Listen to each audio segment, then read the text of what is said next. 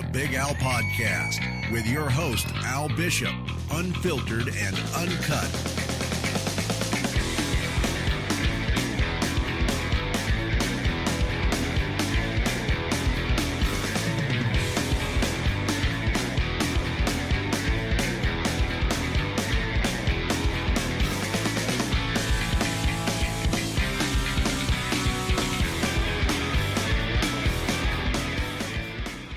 And we are a go. Welcome, ladies and gentlemen. My guest today is Coach Shane Carr from Valhalla Fitness and MMA in Alberton. Welcome, Shane. Thanks very much for joining us. Yeah, thank you for having me, man. Only a pleasure.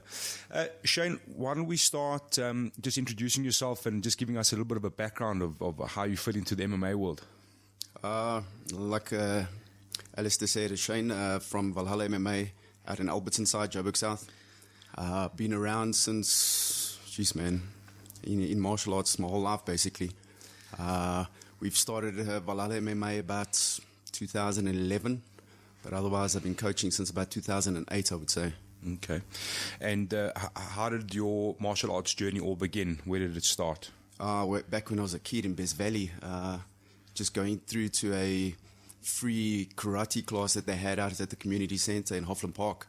And from there, I just caught off the bug caught, went on with that. Okay. And your gym now, look, I know because obviously I've had the privilege of training there. You have a couple of amateurs in your ranks there that are doing pretty well. Yeah. No pros at the moment. Are you looking to kind of grow your amateurs that you have currently into a pro scene, or are you kind of just trying to usher in more amateurs? Yeah, I'd like to stay with the amateurs for a while. We got some good amateurs now. Well, especially one of our guys doing really well. He's a title contender at the moment. So we're looking at that with him. But we want to stay with the amateurs. I want to grow the amateurs as much as I can. All my guys, I've said to them, they are not going to go pro until they've done 20, 30 fights. I'd like to get them onto the national team. I'd like to get them out traveling the world at the IMF tournaments all over the seas. Bahrain, they've just started a new one now that they want to do. Out in Las Vegas, the Europeans. So I'd like to get them involved with that and then see how other promotions internationally look at them and maybe want to sign them up. Okay. And how hard is that from a coaching perspective to really get your guys the exposure that they need and deserve? Are there a lot of hurdles you guys have to cross? Obviously, financially, it's quite a strain.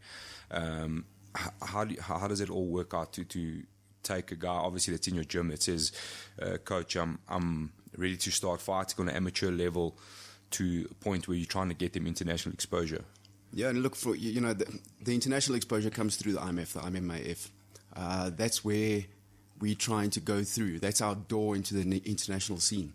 We've got the contacts already to get a hold of certain promotions and all of that.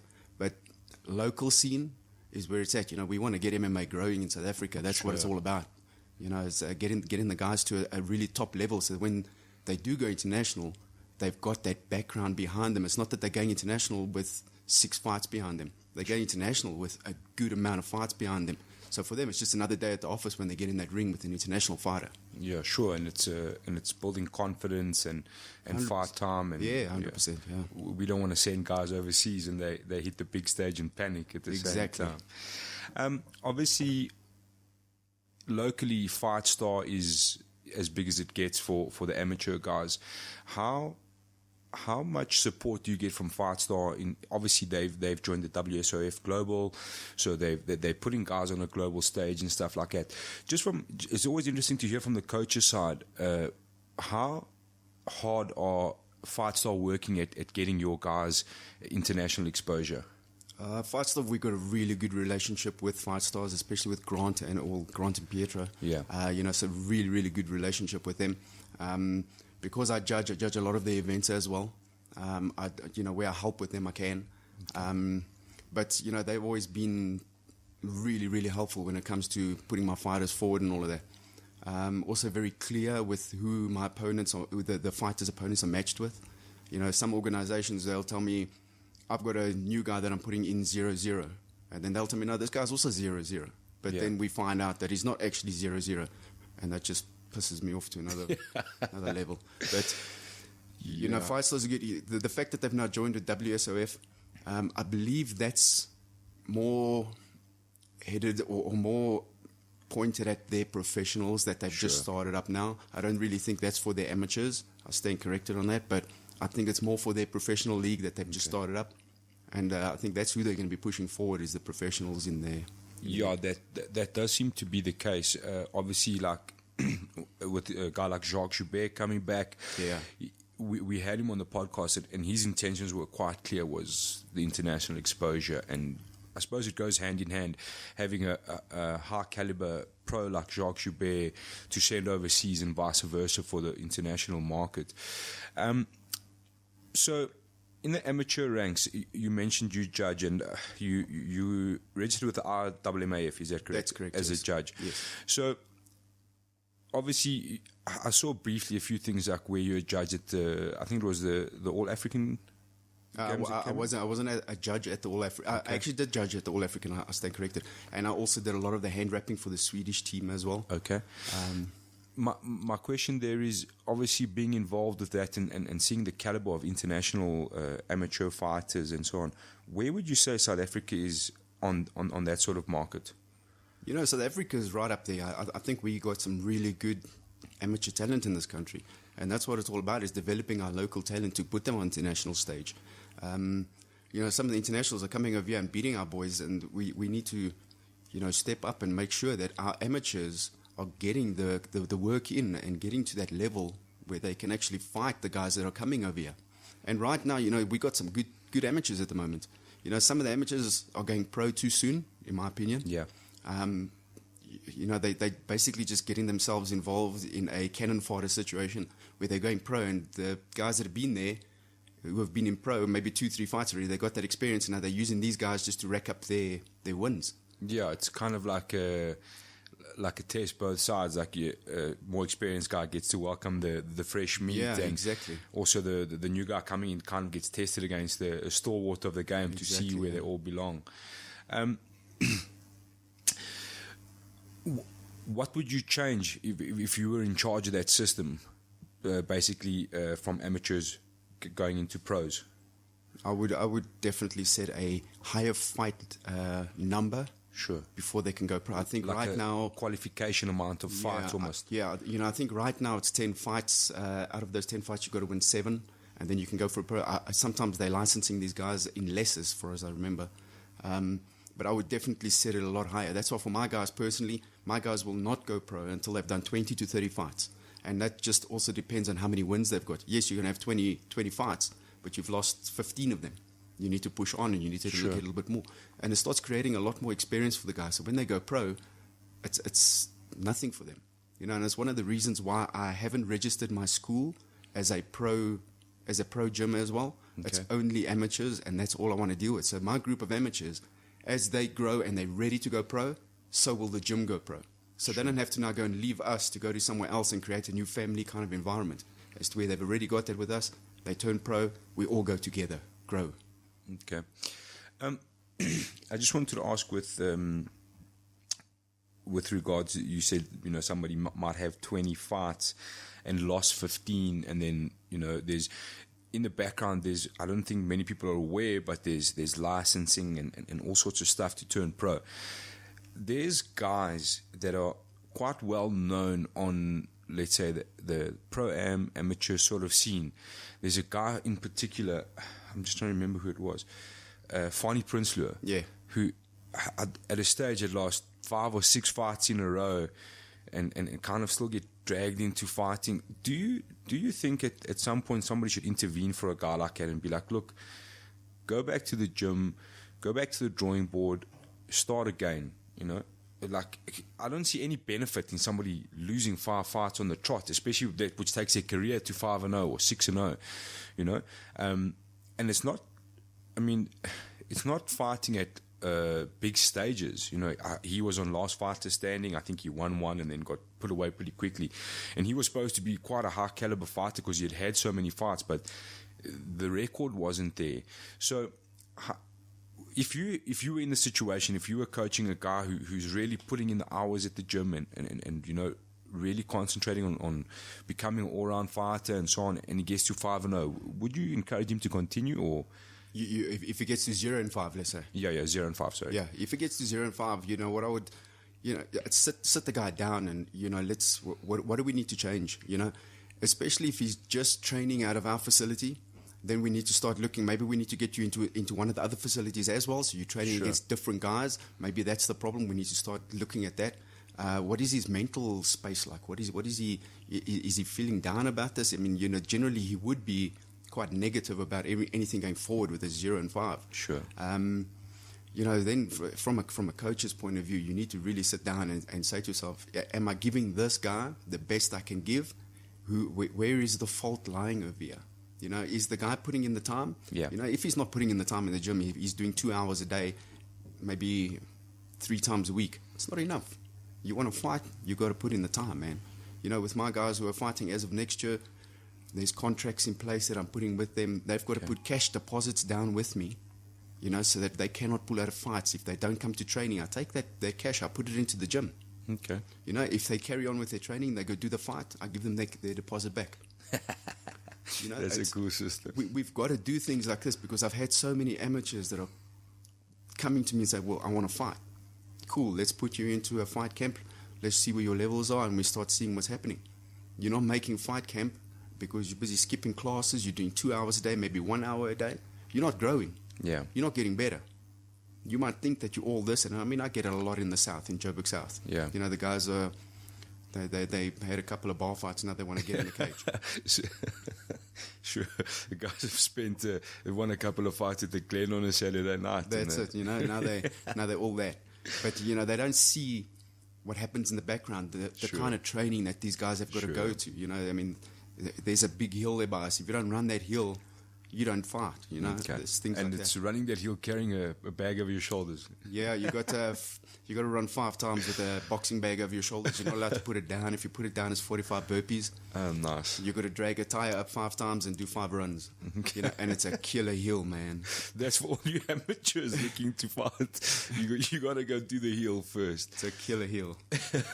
It doesn't sound like a good time. You mentioned something there about, you know, if a guy was on a losing streak and you kind of looked at your gym internally and who he's training with, who he's sparring with.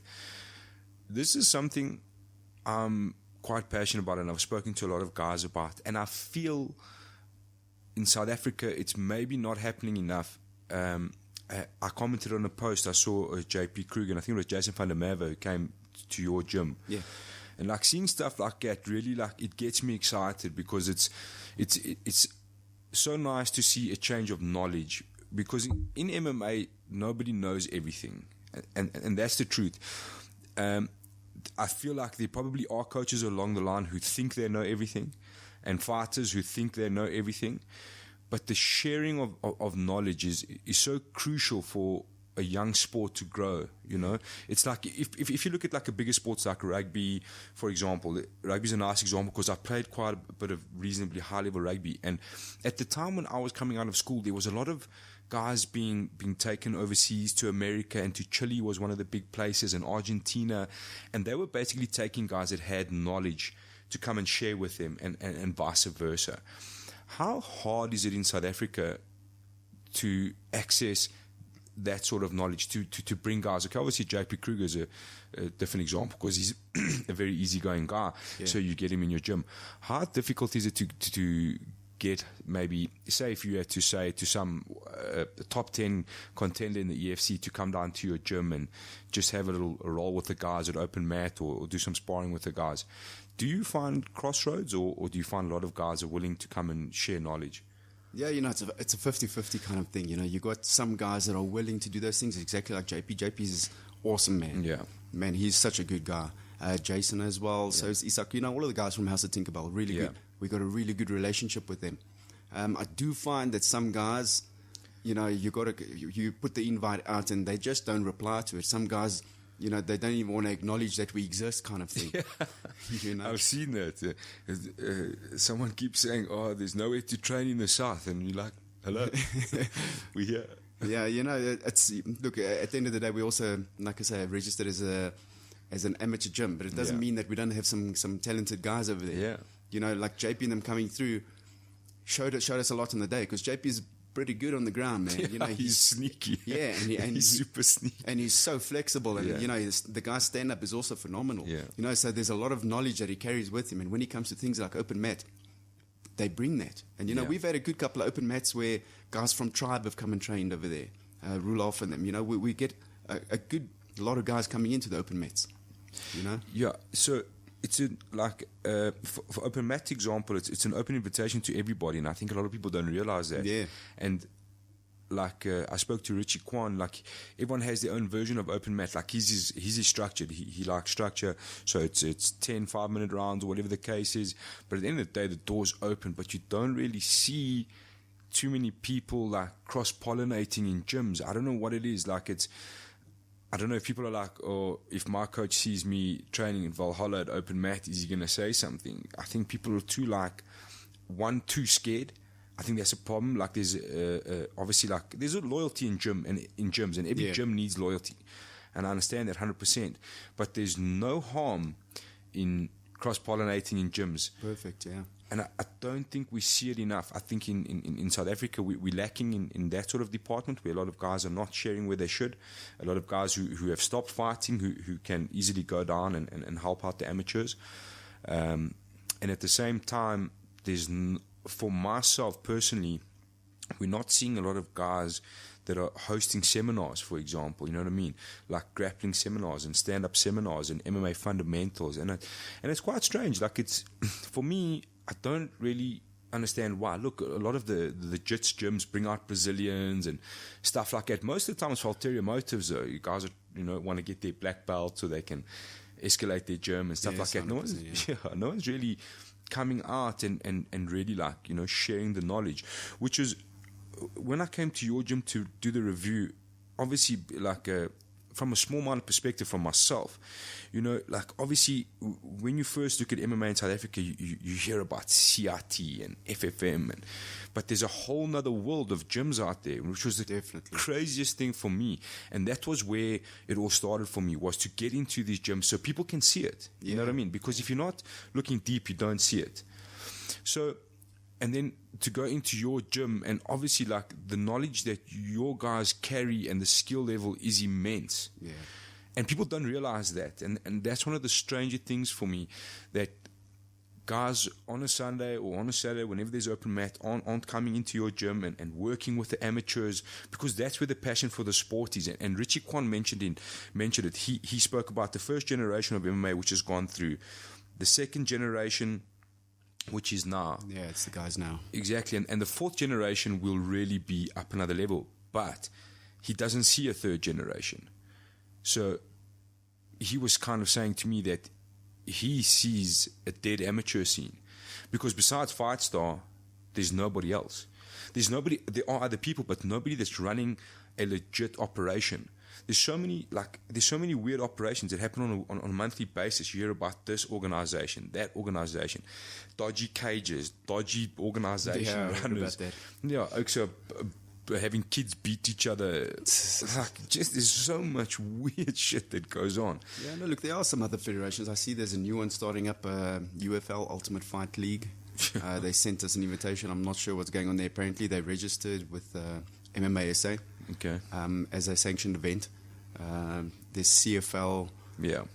There's, I think MFC might still be running. But again, even like a big organization like CFL, the Cape Fight League, you get so much negative feedback from it. It's such a strange thing, because I think one of the big things is that a lot of this stuff is being driven on profit and not on passion. Yeah. And that's one of the biggest problems we're facing at the moment. There's too many guys. A lot of guys are looking at the MMA scene and saying, you know what, this is going to explode in South Africa. We need to get a piece of the pie now. Yeah. And there's not enough guys like yourself who are focused on amateurs and doing it correctly. Yeah. And it's such a weird thing for me. Obviously, MMA is always going to be driven by profit. But there cannot be profit without the fighters. And there cannot be profit without the development of the fighters. So, it's such a tough one, like for the amateur scene. And obviously now barring Fight Star, do you have amateurs that are fighting in other organizations? I did put guys through to GFC a couple of times. I had a little bit of a discrepancy with some of the fight records that were put forward for some of their fighters that they said to me. So I kind of like pulled out of that now. I'm not doing GFC anymore. Yeah. You know, I'll go through to the morning grappling event, put some of my guys and my kids in over there, and that's about as far as it goes, you know. I'm one of those people, if you're going to screw me over once, I'm done with you. You know, I'm not going to get bitten twice. Sure. You know, so I'm done with that. But as far as events go, 2017 is going to be a big year for us. Yeah. You know, there's a lot of things that we're doing through our gym. We're looking at expanding into a second facility. From the second facility, we're looking at having events from there, different kind of events. You know, we're gonna. There's a lot of things happening. Okay. You know, we're also growing our. How can I say, our discipline base? Yeah. So we're expanding into other martial arts disciplines. Okay. About 4 other disciplines that we're going to add to our roster between the two branches. Okay. And then we're also looking at probably late in 2017 start holding MMA event. Okay. Of our own. Yeah, and I think that's coming to fruition again. You know, obviously as the snowball and the momentum starts to pick up again in MMA, everyone starts to like, okay, you know, maybe when we started trying to have our own events, it didn't kick off because the country wasn't ready, or MMA on the whole wasn't ready.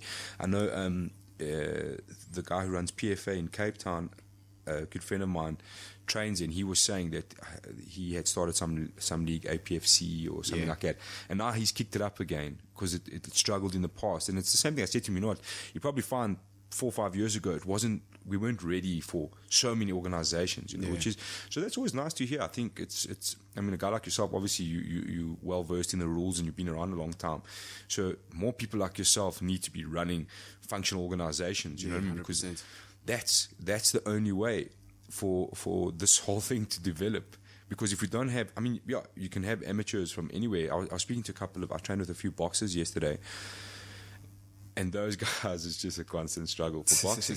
And it's the same thing in boxing. Like you can go through to like Eastern Cape or, you know, go through East London on a weekend and pick up 50 boxers of amateur level. Yeah. There's no guarantee on what sort of skill level they're going to be, 100%. But they'll be there. And that's where I think South African MMA on an amateur level is going to run into trouble. You'll have 100 amateurs, but you won't know the caliber. We'll know the guys coming from Valhalla are good, and from the bigger gyms, the guys are good. Yeah. But beyond that, we don't know. You know what I mean? So if someone's gone through Fight Star, you expect certain quality, and you know. But if the guys come from, like, let's say, I'm not saying GFC, but for example GFC, you're gonna be like, look, you know, the amateurs that are coming through, they are not great. Yeah. So let's maybe cut that out. Every amateur's got to start somewhere, you know. Sure. You got to kick off somewhere. You know, I don't say don't go and fight GFC, but you know, for the guys that are kicking off from the smaller gyms, jump in, go put your guy in there, let him feel like what it's like to be in a gym. Sure. You know, and coming back to like what talking about the caliber of the fighters. You know, as a coach, I always tell my guys, I don't know everything. You know, so if you need to go and put in second training, a second level of training at one of the other gyms, I encourage it. Go and do it. Sure. You know, if you find that that's the gym that you need to be at, if that's where you want to fight out of, you've spoken to the coach over there, that's cool. Come and tell me about it. Yeah. You know, that's just cool. Play open cards. Yeah, that's the thing. Be honest about it. And, you know, that way, if the guys are cross-training like that, they're picking up a lot of good skill and they're taking it to the next level so that the amateur level gets pulled up, kind of thing, you know? Sure. And that's another side, like I always like to talk about, is I don't know if it's happening. I don't see a lot of it. Obviously, in the big gyms, if you've got a wide base of clientele, for example, even, and you find a guy that's been boxing for 10 years, and another guy who did Muay Thai for 8 years, and another guy who did wrestling his whole life, if you've got one of each of those in your gym, you're lucky. 100%. If you don't, in my opinion, you need to go and seek those guys out. Even as an amateur level, say to, you know, coach, like, I feel like my stand-up is good, but I'm not too confident in my hands. And say to him, okay, I've got this guy down the road. He's a 17-time national boxing champion. Go spend 2-3 weeks with him and work boxing, you know what I mean? Or okay, my stand-up is this, that, okay, but your Muay Thai is not great. Go and spend some time with this guy. He's the best Muay Thai champion I know, or he's the best wrestler I know. I know, like your gym, you've got wrestlers, you do wrestling classes and stuff like that, and you've got very well accredited wrestlers, but not every gym has that. No. And I feel like that's where we're going wrong. Guys are, for whatever reason, not venturing into that. They say, sure, like at Valhalla, we can train every aspect, but there's no world champion boxer. I need to go and spend some time with a world champion boxer. Or there's no world champion Muay Thai fighter. I need to try and find just a week, 100%. 2 weeks, just to, we're very fortunate where we've got good relationship with Anton Gilmore, with Grant Habib. They've had gyms for forever, and Anton's a renowned coach. So if ever I need to send guys or for sparring, boxing sparring, or I need just some pad work done with the guys, especially when I see one guy struggling in that aspect, I can always give them a shout. They'll help out. Yeah, like you say, we've got the wrestlers there. We're expanding with different disciplines next year, so we're going to start adding BJJ to our roster. Right now, we're just doing the no-gi and the submission wrestling. Sure. We're going to start adding the BJJ to the roster. We're going to start adding judo to it. We're going quite big. We want to put Aikido in as well. I've got a Taekwondo guy who might come on board to come and coach as well. So we're looking at going quite big. Okay. So at the end of the day, I want to have guys that are all-round fighters. I don't want to have a guy who's better on the ground, but his stand-up sucks. Yeah. I need to get those guys so that they're all-round fighters, and that's the level that we want to put out all of the time. Yeah, that's the evolution of MMA. It is. It is. There's no martial art discipline really that you can leave unturned. You've got to kind of have a look at all of them. You've got to knock on all those doors, man. Yeah, sure. Just on that side, Shane, how difficult is it in the current situation with MMA in South Africa and South Africa as a whole to keep a gym afloat? And there's things that you do that I've seen that obviously, like your guys' kits, which are well made and they look good and everybody's wearing them, which a lot of gyms don't do, which obviously helps create income and stuff like that. How hard is it financially to keep a gym like yours going at the moment? Well, talking about the kit, I make no money off the kit. Yeah, okay. I sell it at basically what I buy it for. Okay. It's just I need everybody to be branded. Yeah. That's how I grow the brand. Sure. I need everybody to look the same. It creates unity, creates that team kind of feeling, that bond that everyone has. We all look the same. We all train the same. That's how it is. Okay. It's such an important aspect of having a gym, is having that unity. Identity. That identity, that unity. So if we all go and do a function somewhere, everybody dresses the same, everybody's got the same kit on, looks good. Yeah. When we go and support fighters, everybody's there, the whole of the Valhalla crew's there, looks good. Income-wise, on a personal level, I've got so much debt, I don't know what to do with it. Because gyms don't make money. Yeah, this is why I ask. It seems to be such a tough thing to do. And again, it's passion versus profit, and obviously you're running on passion. That's why I ask. Yeah, no, look, my biggest classes are my kids' class. Yeah. They're constantly there. Thereafter, it's fitness, and then it falls down to the MMA and the wrestling. That's how it's going to be, I'm pretty sure, in almost all of the gyms. That's just how it is. Yeah, I think it is, and it's I asked Richie Kwan because I think it's quite a nice scale to see what's happening at FFM, and most of the gyms, I think most of the gyms find the same equation happening at the moment, is the jiu-jitsu classes are the ones that are really taking off. Okay, the kids classes, everyone seems to have a good kids class, and then the jiu-jitsu is really taking off. The boxing, Muay Thai, stand-up, I don't know, for some reason. The thing is the guys don't want to get punched in the face. Yeah. They don't want to get hit in the face. Sure. So jiu-jitsu is that ultimate sport that you can go and just be really manly and not get smashed. Yeah.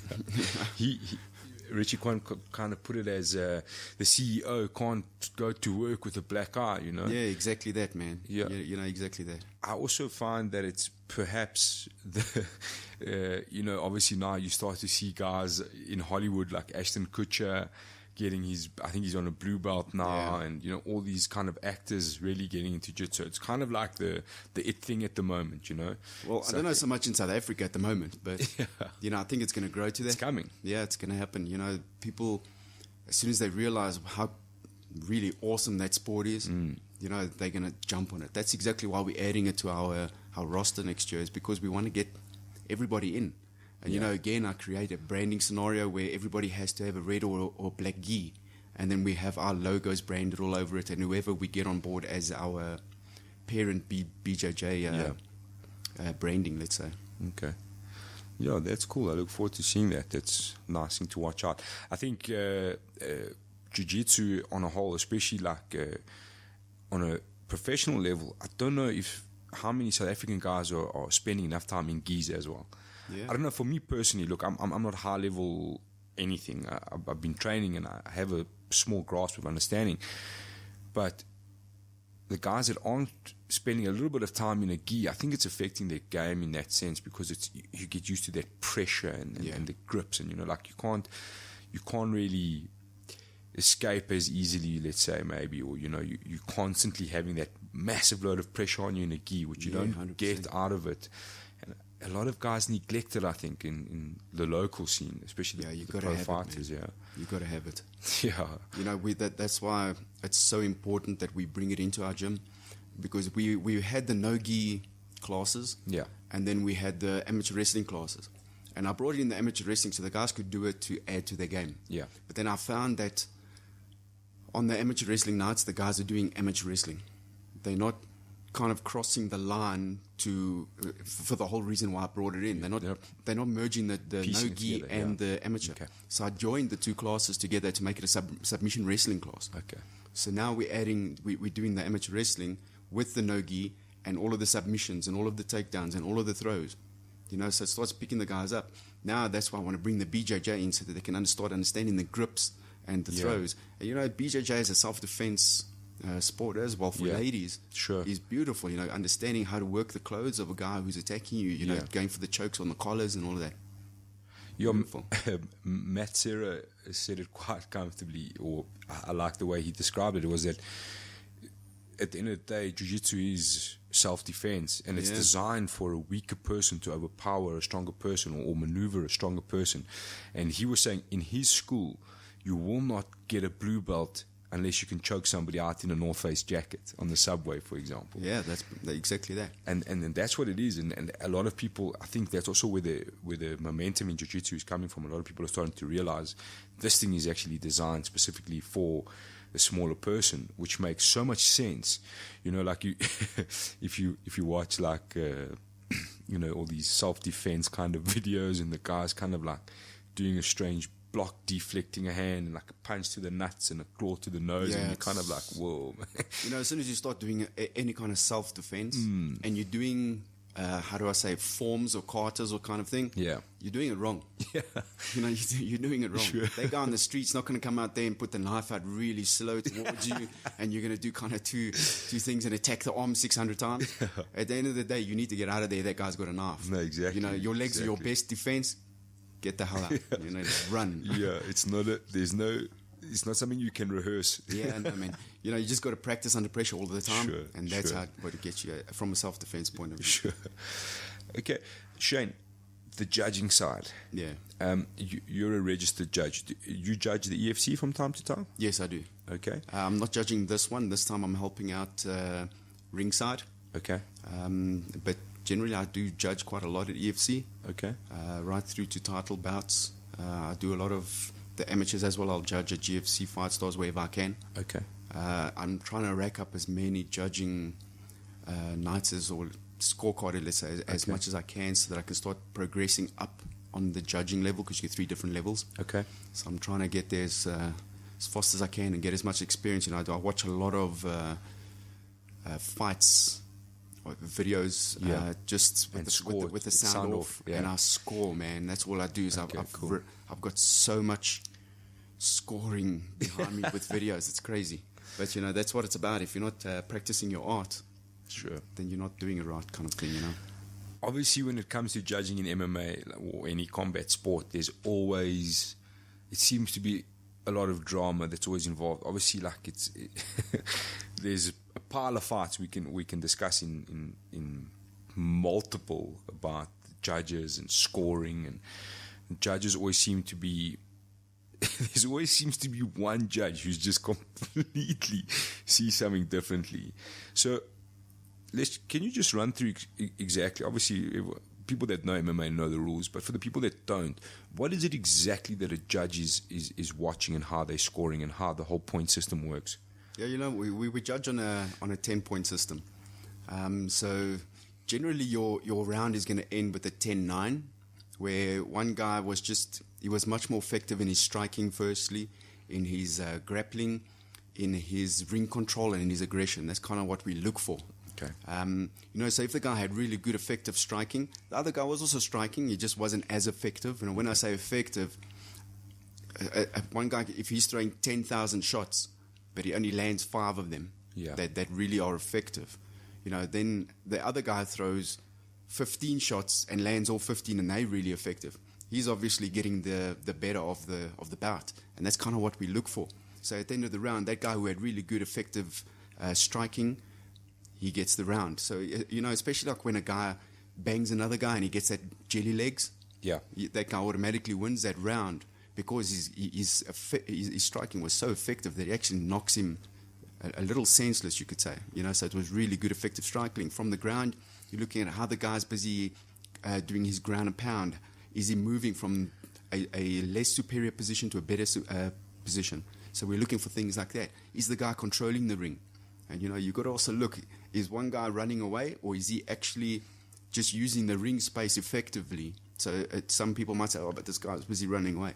But he might be using the ring effectively for what his game plan is, because that's what it's all about. It's when you go in and you've got a game plan, you need to effectively use the ring space.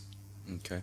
So for me, to take a local guy, to talk about that ring control, one guy that comes to mind for me that uses ring control in such a weird and different way, you don't see it a lot, is Andrew Van Zyl.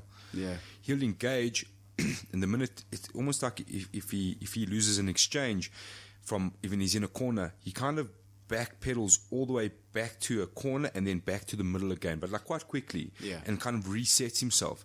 Like at times it kind of looks like maybe he's disengaging too far with his opponent and then kind of steps back in. Do you think some judges will see that as he's kind of, he's disengaging and his aggression's out as opposed to ring control? There was one fight in EFC where the one guy was just running away completely. He just didn't want to Mr. be Makulu. Yeah, he just didn't want to be Cheapers, man. That's you're not using the ring at all. There you're just disengaging continuously. And the right call was made by the ref on that one. But with Andrew Van Zyl, even with my fighters, when I see that they're getting a little bit, that they're in a flurry and they don't really, that they've lost kind of the plot, I'll shout at them from cage side, reset. As soon as they hear that reset, they're going to disengage, make some space between them, shake it off, put those blinders back on and get back into contact. So Andrew's probably doing exactly the same. He's getting back, and that reset word is exactly the word that he's probably got in his mind, is he wants to go, get his breath back, reset, and get into it again. So I can't blame the guy for, I do that to my guys.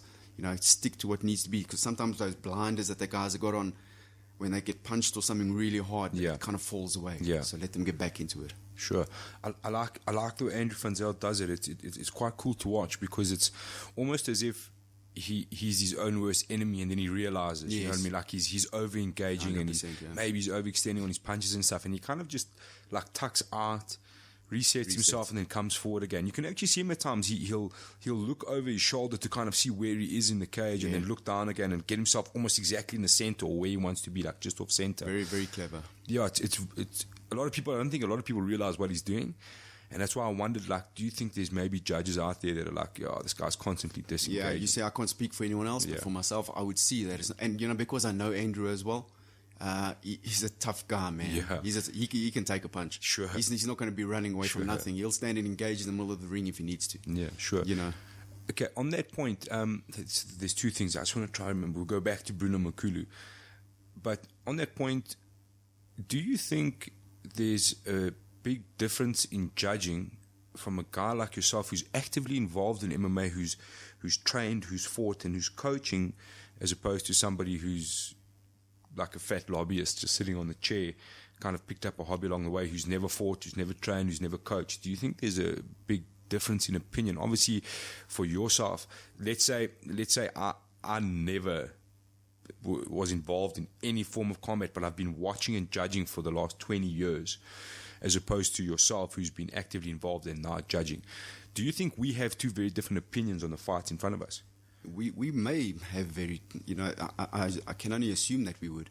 Yeah. There'll be things that I'll see and I'll pick up on because I've been there. Like there might be a small couple of exchanges up against the cage where the guy's busy putting in rib shots or something, and at the end of the day, the two judges should be looking for the same thing. Yeah.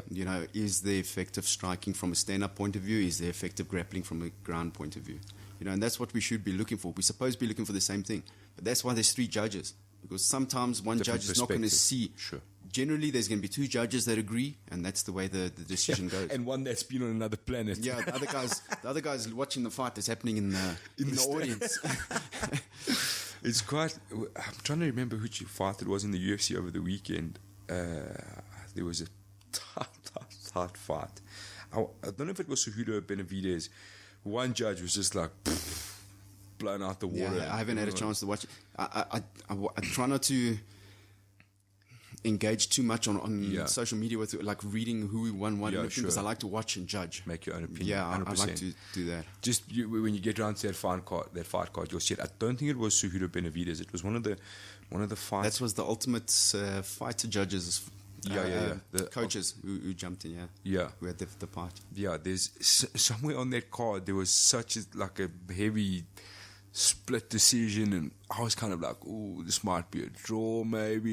And then there was like, split decision where it was like 28-27, and then someone was just like completely different, and you just, how does it work, man? Look. From a judge's point of view, sometimes you'll call a fight, and you think to yourself, did I make the right decision over there? Yeah.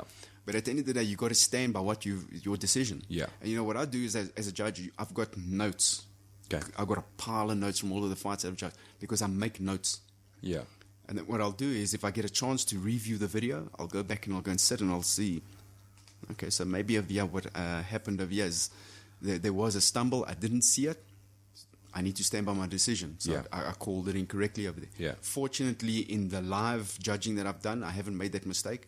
But in the one or two of the videos that I've done, purely because of the angle that we had in the video, I couldn't see what was going on. So it was a discrepancy there. Okay. But, I beat myself up pretty bad about it because I'm quite anal about what I do. Sure. So... Sure, and I think again, that's why I ask about yourself who's actively involved versus a judge who's not. Yeah. Because you understand the consequences a little bit more, and you have amateur fighters, and you know how a bad decision can affect their career and stuff like 100%. that. So I think those things are always going to play a factor. Going back to a fight like Bruno Makulu, I mean, in the EFC, it's the first time that a fight has been stopped due to inactivity, if I'm correct. I believe so. But it's in this year or in recent history in the EFC, it's a second sort of fight that's happened like that. There was Drotsky Maputo. Same thing. There was no engaging, and the refs kind of like stopping him to engage. And like, I don't know, it's such a crap thing to watch as a fan, and you're kind of like, for fuck's sakes, just get it on, you know what I mean? Yeah, it's exactly like, this is what you do, just do it, you know what I mean? To have a fighter running away from another fighter, like, well, then you're not a fighter, and you shouldn't be there. And you're going to hear it from the fans. Exactly. Man. Fans are very vocal when it comes to things like that. Like a guy like Bruno Makulu, like he's a good fighter, and then he gets on social media and starts giving his opinion on what this person's doing and that person's doing. You're like, Paul, you're the guy who was running away. You just got to stop inactivity. You say nothing. You shut up. You sit in your corner and you shut up. So if you take a guy like that, okay, and in his next fight, if he's going to say to himself, okay, in the first round, I'm going to sit back and start counter punching, with the knowledge as a judge that he was in his last fight disqualified for inactivity, do you think he's going to start being judged a lot more harshly on sitting back? No, as a judge, every single fight starts with a blank page. That's how it is. I don't take anything, even after the rounds. After round 1, round 2 starts on a blank page. Sure. I don't sit and say, oh, but first round, this guy was busy doing that. I don't work like that. I work on what I was seeing in that round. So no matter what happened in any other fight, in any other round, I work on what I'm seeing now. Okay. And that's how it is. That's how judges should be judging. Yeah. They shouldn't be carrying things over from somewhere else or something else or previous events. It should be, what are you seeing now? What's happening? Judge this guy on how he acts now. Okay. And what is the process to become an MMA judge? Prior to getting into the judging, I kind of like did a little bit of armchair judging myself. Okay. And then, like the rest of us. Yeah, and I learned a little bit about the system. I wasn't very super clued up on it. I kind of liked it was just exactly what it is, an armchair judge. So MMA SA, because we were part of that, and I got good relationships with them. They had Mark Goddard, the top UFC ref, come out, and he works very closely with the IMF. And then he came out and did a judge and referee seminar, 3-day judge and referee seminar. And it was a pretty intense seminar, Okay. I prompted not to do, also on the suggestion of MMA SA, if you haven't done any reffing before, we weren't going to be doing the reffing side of it, just the judging side of it. So I went through, sat for the 3 days, and Mark's very intense when it comes to that, man. He doesn't stuff around. He doesn't play around. He'll tell you to your face, listen, you fucked up over here. Yeah. Do this, do that. That's how it is. And we went through this course and we passed. We all got, the majority of us got our certificates and that. So it was an intense training session that we had to go through for this. Okay. And what about when it comes to technical standpoint, like you were mentioning, you watch an exchange on the ground, for example. What happens if a guy's never done jiu-jitsu in his life or wrestling in his life, and now he's a judge and he's watching an exchange, and in his head he's kind of thinking, but these guys are just kind of cuddling each other on the ground. Do you think a judge should have some technical background or some technical knowledge of what's happening? Yeah, he should, he should. That happens so much, even with the fans. Fans see the guy on the ground Exactly. and they boo, boo, boo, what are these guys? But anybody who's ever done anything in the sport, exactly like you say, is they're looking at that, they think, wow, this is such an awesome exchange of positions over here, and it's got the ground and pound, and this is exactly what we love about the sport is that. But now, the guy who's sitting up there is like, oh, this is boring, he doesn't know what's going on. He shouldn't be a judge. Okay. Just plain and simple. He just shouldn't be a judge. You need to know what's going on. You need to know what the rule base is, and that's why MMA SA should, as far as I know, they do. All of the guys that have got their certificates are the guys that are judging and everything, the guys who were at the Mark Goddard seminar, and those are the people who should be judging and reffing. Okay. Because those are the people who have invested time, invested money, invested a lot of themselves into what they're doing. Sure. Sure. I often wonder about, like sometimes you watch like promotions, it's all over the world, and you see it, and you see this like judge who can hardly fit in his chair, and I always think, I'm like, do you think this guy's ever put on boxing gloves or ever spent some time rolling? Like I always wonder about those things, because surely to be able to judge on what's happening, you need to have an understanding. And obviously if you've been doing it for 20 years, you have an understanding because you've gotten used to whatever. The judges in South Africa, say your fellow judges that you judge with in the EFC, do they all come from a martial arts background? Look, I don't know all of them personally, but I know that there's a good lot of them that have a background. I mean, like, look at the refs like Ferdi. Yeah. Bertus, the head of MMA SA, he's got a background. Raymond, the director of MMA SA and IMF Africa, he's got a major background as well. Brad Block's got a major background. As far as I know, a lot of the guys do. The judges, I don't know them personally enough to say whether they've got a background or not. But I mean, they've been on the course with us. They've sat there with Mark. If Mark also didn't feel that they know enough, he wouldn't have said, "Oh, well, these guys going through the testing that we did, they pass or not pass." Okay, and if someone listening wants to become a judge, what would you tell them to do? Where to go? Get a hold of MMA SA. Okay. Find out when is the next judging or referee seminar going to happen, licensing, let's say, because I believe that they're bringing Mark out again sometime soon. Even though I've been through it, I'm going to do it again. Yeah, I might just do that myself. I want to be as high level as I can. Sure. Because as soon as I get to a certain level, IMF can start saying to me, well, this guy's got this certification. Let's get him out. Let's get him to this event. Let's get him to that event. Let's do this, do this. Same with like the hand wrapping. When IMF had the All Africa over here, I was going to go and judge, but there were so few officials involved that I ended up doing a lot of the hand wrapping as well for the Swedish and the Indian team. And I was cool with that. I've done a lot of hand wrapping. I do really well. So I was sitting there doing all of the hand wrapping for them. And you get to learn some more about these international teams and speak to them about their road, their journey that they're on. And you find out a lot, especially from an amateur point of view. That's why my amateurs, after speaking to the Swedish team, my amateurs have got a long road as an amateur. It's quite different, I think, from country to country. We'll sit here and think, oh, the road's so tough, but is it really? Like it's, I don't know. I can't say I don't know enough about what happens overseas, but it just seems like it's, if you watch shows like The Ultimate Fighter, okay, barring this one, you've got a House of Champions, but in the past, like it's, guys are all chips in, living out of their car, just trying to make it. They've given themselves to it. But you see, that's the problem with amateurs. Amateurs, they want to get to professional as much as possible, as fast as possible, because they're chasing the money. Sure. And it shouldn't be about the money. All my amateurs, I'm quite also, I give them a stick about what are you doing? What work are you doing? Are you working? Well, what are you doing besides this? Because if you're just to chase the money in the sport, it's not going to happen. This is not the country to be doing it in. That's also an interesting topic. It's the difference between a professional athlete that's full-time. I don't even know if people realize this, but in South Africa, a lot of guys fighting for the EFC have a 9-to-5 job. Yeah. And then still train, and then still have a family, and then still fight. Even if they're not working that white-collar job, they're still working in one of the gyms. They're still doing privates. They're still doing training to get income. Yeah, sure. They're not relying on their professional fighting career to bring in the cash.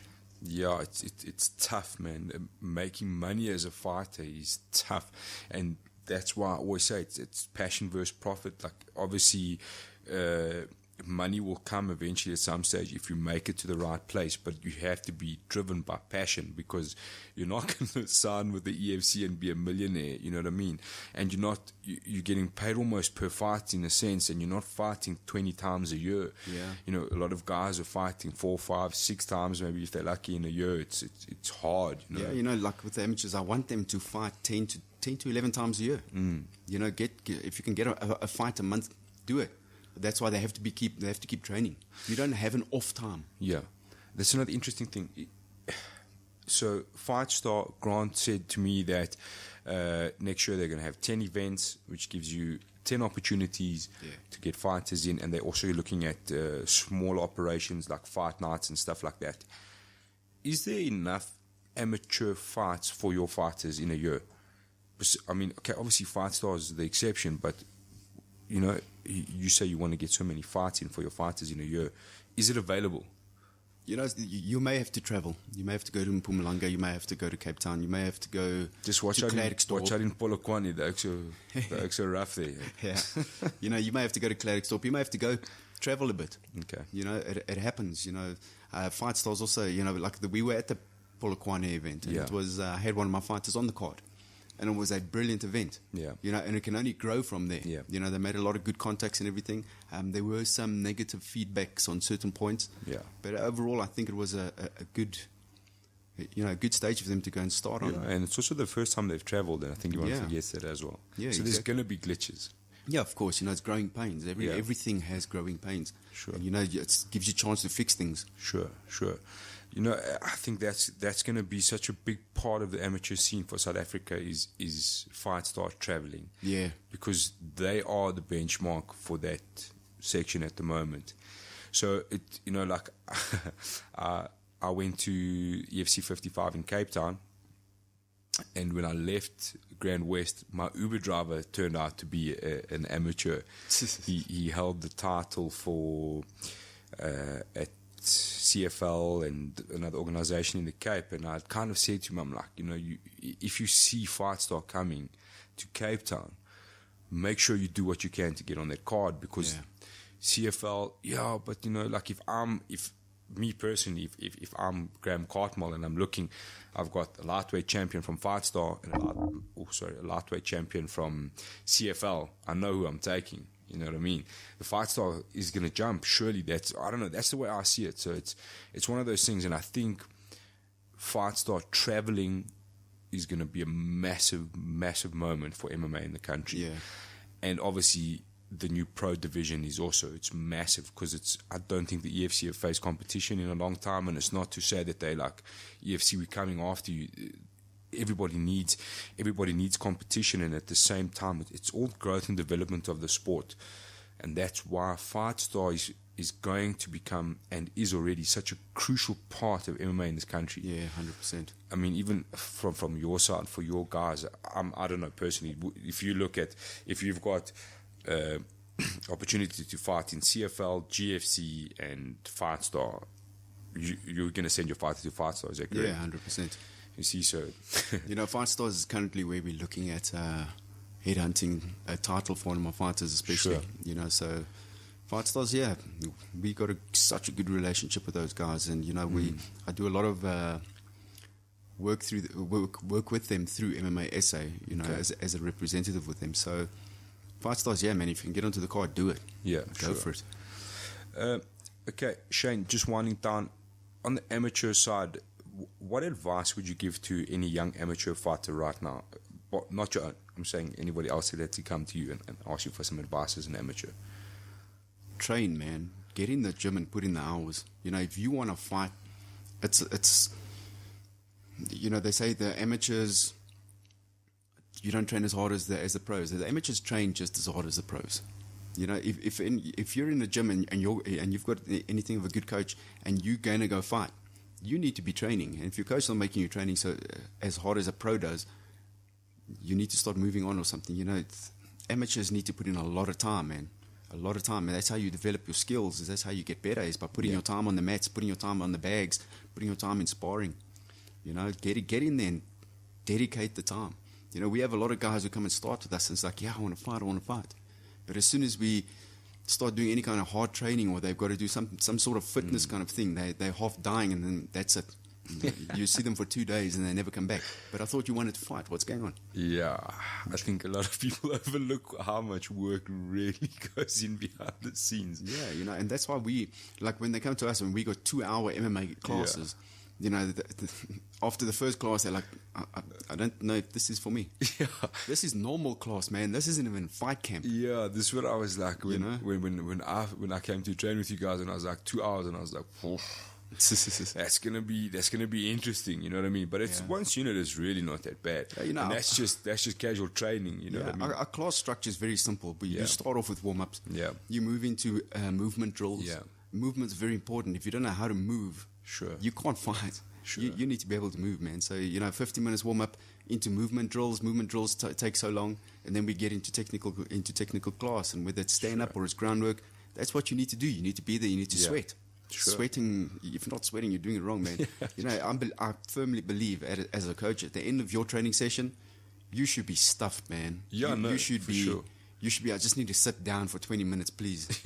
Yeah. That's the kind of training you need to do. Yeah, and it's a funny thing because you kind of like, oh my God, how am I going to drive home? And then you get home and you feel alive. You know what I mean? Yeah, the adrenaline kicks in afterwards, man. It's cool. So for amateur fighters, really just get in and do the work. Just on the sparring side, quickly, it's quite a big topic at the moment with sparring. How hard do you believe in sparring, or how light do you believe in sparring, or do you like a good mix of both? Yeah, my guys always do a lot of light sparring. The only reason I do that is guys don't like to get hit in the face. Sure. So now when we're doing the light sparring, the tags that they're getting are not these pounding ones, And also when you're doing light sparring, I find that the guys become a little bit more technical. Yeah. Because now they're not worried about that big bowler that's coming through to knock them out. Yeah. So they start getting a little bit more technical, start moving a lot lighter on their toes. I tell them all the time, man, do 10%. That's it. Let's push on 10%. Yeah. So the guys are still putting the punches in, but now they're not so scared about that punch that's coming through. So now their movement's a lot better. Their striking becomes a lot more technical. You know, we still do sparring with mouth guards in, with 9-ounce gloves. You know, some of the guys wear 4-ounce, but you can wear 4-ounce because it's not full contact. Yeah. You know, once the guys are level, I can see their levels are up. Then I say, let's push it to 50. Let's start tagging these guys. Yeah. You know, but it's never a situation of, I want to see if you can knock him out. Yeah. You know, for me, that's not something that you should be doing in the gym. I don't want to ever knock one of my guys out. I don't ever want one of my guys to knock one of their fellow team members out. Sure. You know, so yeah, you want to tag the guy from now and then, but it's nothing that's going to jolt him, that's going to make him fall down. You know? Yeah, it's quite a funny thing because like in MMA as a whole, there's gyms that are synonymous for just oaks that just go hard all day, and that's their thing. But the long-term consequences obviously is something that these guys maybe have neglected, and injuries come, man. Yeah, you know, injuries come when the guys are trying to slam each other and they're trying to break each other's bones and knock them out. Sure. You know, that's why when we do our ground rolling, obviously you don't have a strength limit. You don't have so ground. You just go. You know, that's just let's get to submission. Let's get to whatever we need to get to. But when it comes to stand up and the striking, I like to keep it about 10% there. Keep it nice and light. Yeah, I think it's. I don't know where, I can't say, but for me personally, where it all really started coming up into the major conversation was Conor McGregor when he was a coach and Ultimate Fighter, and he kind of took his guys through a drill. And John Kavanagh speaks about it in his book, and he's kind of like upgrading the software without damaging anything. 100% is exactly that. Yeah, so it's kind of running through scenarios and working through movement and stuff like that without really having to go at each other. 100%. But then also in his book he talks about Conor McGregor and Artem Lobov smashing each other, like literally, like when the doors are closed and everybody's out the gym. So but they've stopped that now. They've come to realize that there's actually no real place for that. Obviously, it's quite nice. I think training wise, it's nice to do a little bit of both, but obviously, like not to really stand and try and knock somebody out. Yeah, that's why I say sometimes we'll push up to 40-50%. Sure. You know, so the guys, they're getting tagged, they feel it. Yeah. But they're not getting knocked out. They're not getting jaws dislocated. They're not getting teeth knocked out, kind of thing. You know. Sure. No, you know, sometimes you walk out with a mouse on your eye, or you know, something like that. Yeah, it's contact sport. It's MMA. Yeah, it happens. You know, but it's not that you walked. I had to go and get paramedics for you, kind of thing. You know, or I had to put a pink towel under your head and lie you in recovery position. You know, it's none of that. It's with the light sparring, I find that the guys also they drive forward easier. Yeah. You know, instead of being on the back foot all of the time waiting for for those hard shots or kicks. They spend a lot of time in the pocket now. Okay. You know, because it's not so hard and they can be a lot more technical, and your blocking and everything starts. You can see the guys, their technical level rises. Yeah. You know. Yeah, that's one of the nice things. I think it's creating that environment for. At the end of the day, for me, martial arts is the key. And people need to express themselves, and you have to give them that environment to do so. So that's why I like to hear the sparring side, because I think in sparring is where you really need to express yourself. Yes. You know, especially everyone's when got a different style. Exactly. You know, straight off the bat, whether you've got any training or not, you stand differently to anyone else. Sure. Yeah, you know. Sure. So I always like to hear how everyone thinks and feels about sparring, because it's obviously it's a massively crucial part of, even just as a casual client in your gym training, there's no point in hitting pads for 10 years and then the first time somebody throws a punch at you, you panic, or you don't know what to do. Like for the newcomers, you know, they fall in with the general population class. Fighters fall in with the general population class. Everyone trains together. There's no, he's a fighter, he's special, he gets to fight with the top level guys. Everybody's together. Yeah. And then, so, you know, if I see that there's a good lot of new guys in the class, we do what's called playful sparring. Yeah. You're not even making contact. Yeah. But you're getting used to somebody being in front of you, who's moving, and who's also throwing shots and kicks and all of that. But he's not even actually making contact with you. Sure. You know, because a lot of times I'll have guys come and they train for a month. Okay, guys, let's do a sparring session. Yeah. They get tagged once or twice in the face. I don't see them again. Now they disappear. This is not for me. I don't want to get hit in the face. That's why it's a tough thing.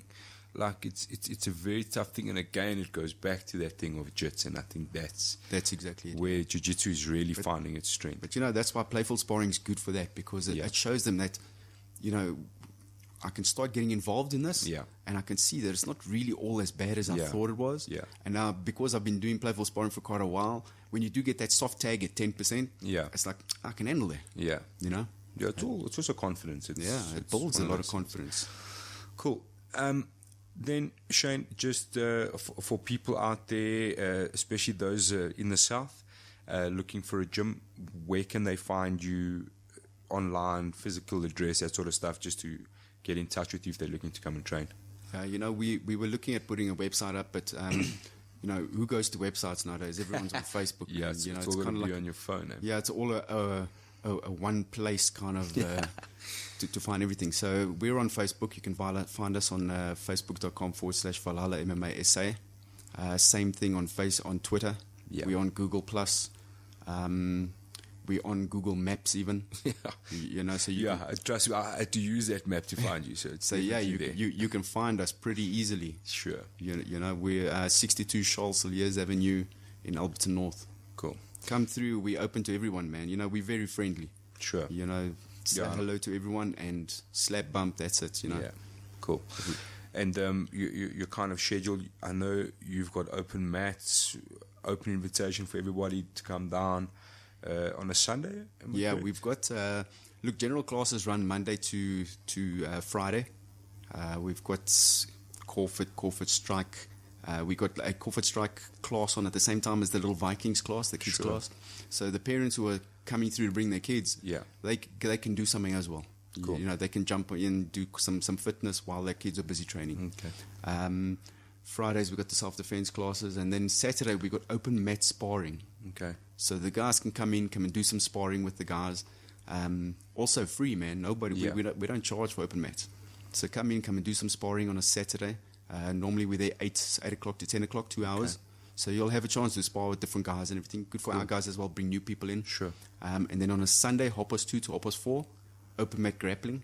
Okay. Come and roll with us, man. Cool. So that's a nice invitation for anybody out there. People of the South, hear me now.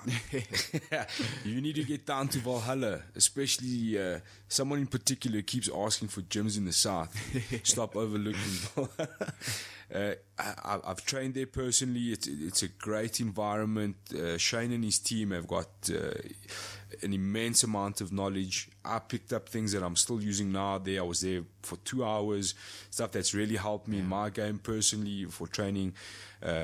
Opened my eyes to a lot of things as well. So I encourage you guys to get down there. You won't be disappointed.